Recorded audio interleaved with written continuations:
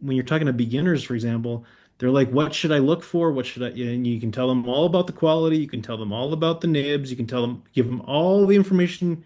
But at the end of the day, it's like picking a college. You have to feel it. Yeah, I got to work with a lot of beginners this weekend that I had not had that experience before. And there's definitely a lot of good advice I think you can give to the beginner. I think you know, you want to test the range of nib sizes for sure.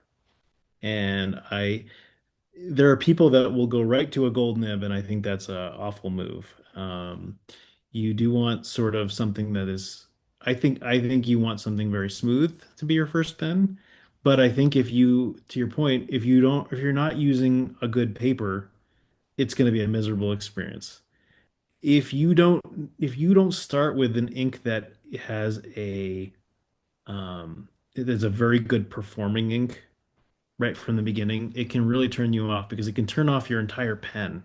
So between the paper and the ink, it's so much more about that than it is anything else in my opinion. So like, if you're giving somebody their first pen, you want to give them like a Rhodia pad.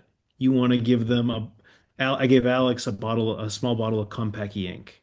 Mm. Just something that you know is going to perform well. The combination of that will perform well.